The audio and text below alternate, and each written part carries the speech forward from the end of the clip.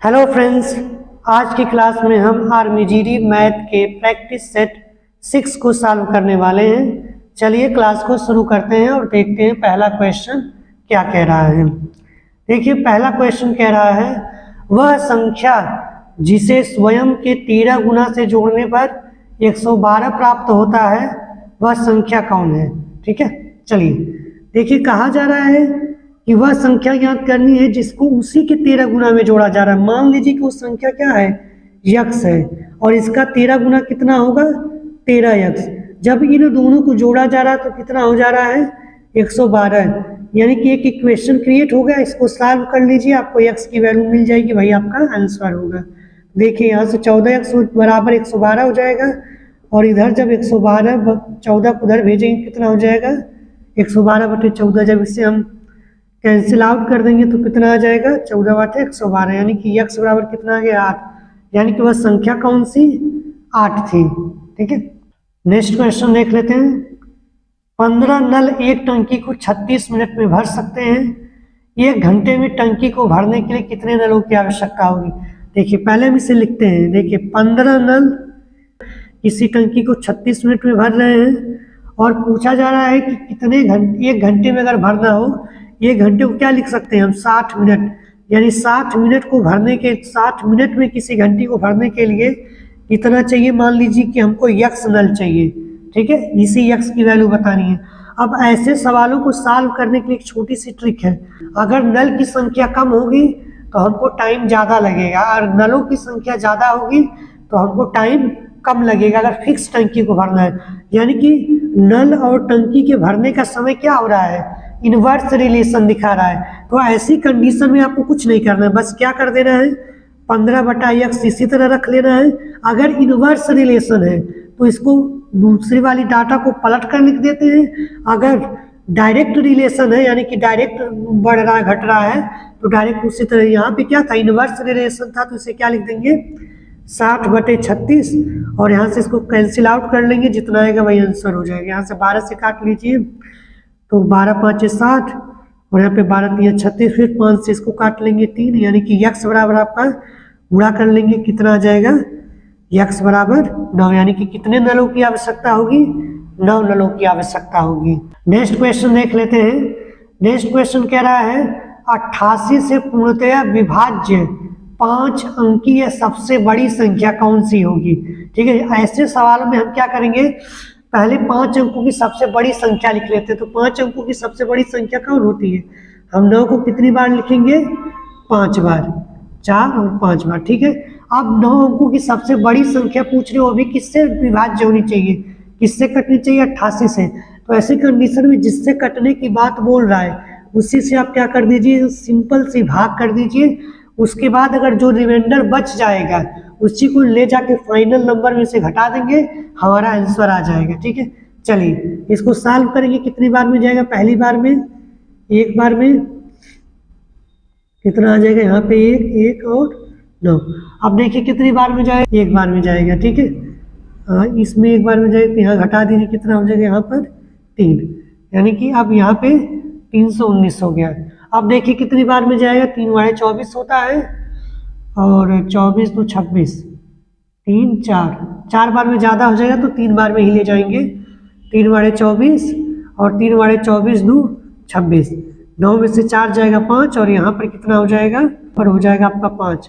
और ये वाला लास्ट वाला भी 9 बचा हुआ था। ठीक है, तो लास्ट वाला जब 9 बचा था तो इसको उतार लेंगे, और अब इसको लास्ट बार काटेंगे, 6 बार ले जाएंगे, कितना हो जाएगा, 8 × 6 = 48, और 4 8 × 6 = 48, 4 52। ठीक है, अब इसको देखिए माइनस कर लीजिए, कितना बचेगा यहाँ पे, 31। ठीक है, अब देखिए जब हम इससे इसमें भाग दे रहे हैं तो हमारा जो रिमाइंडर है शेष वाला 31 हो जाएगा। यानी कि अगर हम इसमें 31 नहीं होता तो जो ये संख्या होती ये मैक्सिमम भी होती और 88 से कट भी जाती। तो यानी कि अब आपका पूरा जो फाइनल आंसर आने वाला है उसमें से आप क्या करेंगे, 31 घटा देंगे, तो जो फाइनल आंसर आएगा वही आपका क्या हो जाएगा, आंसर हो जाएगा। ठीक है, यहाँ पे कितना आपका आंसर हो जाएगा, 99,959। 5 अंकों की सबसे बड़ी संख्या हो जाएगी 88 से कटेगी। नेक्स्ट क्वेश्चन देख लेते हैं। नेक्स्ट क्वेश्चन कह रहा है एक वस्तु को 55 रुपए में बेचने पर 10% का लाभ हो रहा है, अगर उसे 58 रुपए में बेच दिया जाए तो कितना लाभ होगा।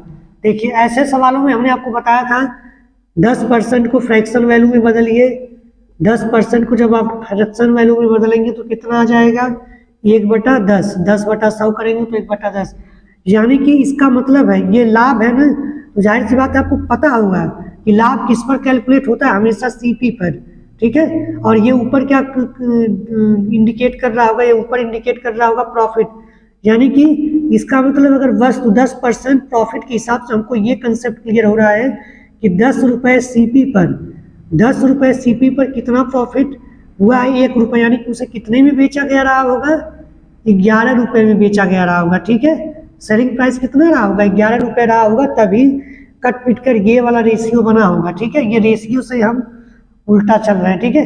अब देखिए, अब आपको बताया हुआ है सवाल में कि इस 10% के लिए जो सेलिंग प्राइस रियल कंडीशन में कितनी रखी गई थी 55 रखी गई थी, 11 से कितना गुना है, तो आप कहेंगे 11 से 5 गुना है, यानी कि अगर हमको रियल वैल्यू तक जाना है तो सीपी को भी कितना गुना करना पड़ेगा, 5 गुना करेंगे तो कितना आ जाएगा 50 रुपये सीपी आ जाएगा, ठीक है। यानी कि अब यहाँ से आपका उस वस्तु की रियल लागत यानी रियल कास्ट प्राइस आपकी आ गई है 50 रुपये। अब बोला जा रहा है कि इसी 50 रुपये की वस्तु को अगर हम 58 रुपये में बेच देते हैं तो प्रॉफिट कितने का होगा 8 रुपये का, और कास्ट प्राइस आपका 50 रुपये, प्रॉफिट हो रहा है 8 रुपये का, गुणे 100% में बदलने के लिए देखिए कैसे लगा रहे हैं। 50 तो सीपी हो गया, आप बोल रहा है कि इसको 58 रुपये में बेचा जा रहा है तो प्रॉफिट कितना हो जाएगा, जितना अधिक में बेचा गया होगा वही प्रॉफिट हो जाएगा, यानी कि कितना प्रॉफिट हो जाएगा 8 रुपये।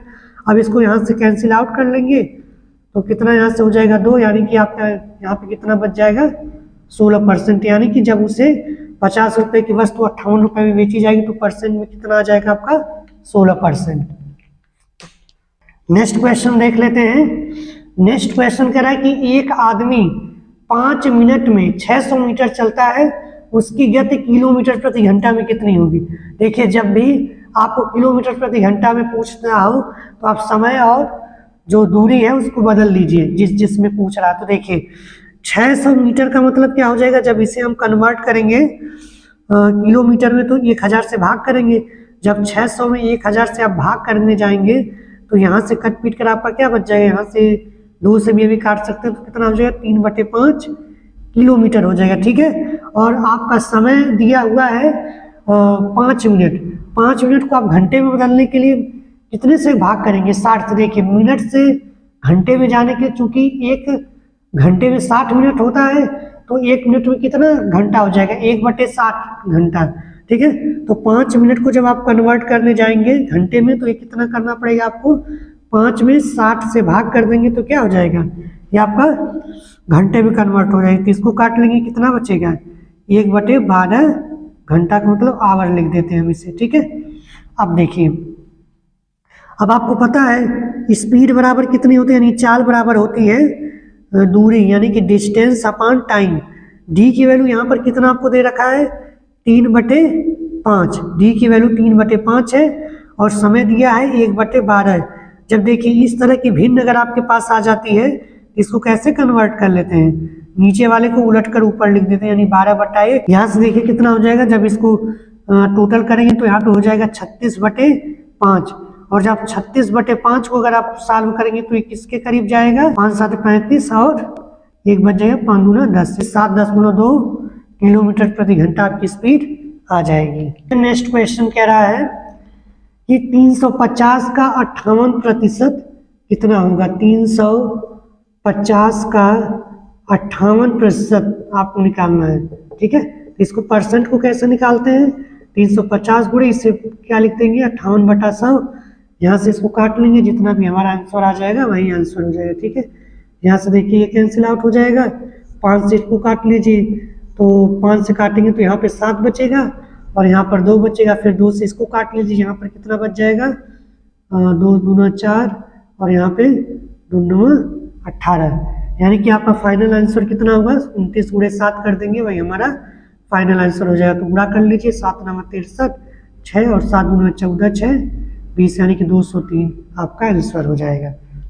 नेक्स्ट क्वेश्चन देख लेते हैं। नेक्स्ट क्वेश्चन कह रहा है इस तरह से आपको 26 माइनस 4 ब्रैकेट में 4 प्लस 2 फिर ब्रैकेट 2 माइनस 1 फिर ब्रैकेट में 6 माइनस 4 प्लस 10 डिवाइडेड बाई 2। इस तरह से BODMAS कंसेप्ट पर आधारित एक सवाल दिया है आपको, बोल रहा है कि इसका मान क्या होगा। ठीक है, चलिए देखिए, जब भी हमने पिछले भी क्लासों में हमने इसको सॉल्व करने का तरीका बताया था, बिल्कुल उसी तरह सॉल्व करेंगे। पहले हम ब्रैकेट में सबसे छोटे वाले ब्रैकेट को सॉल्व करने की कोशिश करेंगे, उसके बाद धीरे धीरे हम अपने वैल्यू को स्टेप वाइज करने की कोशिश करेंगे। अगर आप गलती से यहाँ पे शॉर्टकट लगाने की कोशिश करेंगे तो वैल्यू आपकी गड़बड़ा जाएगी। ठीक है, यहाँ देखिए पहले क्या लिख देंगे, 26 इसी तरह रहने दीजिए इसको, 4 प्लस 2 और देखिए 2 में से इसको तो मल्टीप्लाई का सिंबल हो जाएगा, 2 में से 1 जाएगा 1 और यहाँ पर कितना हो जाएगा, 6 में से माइनस 4 जाएगा तो 2।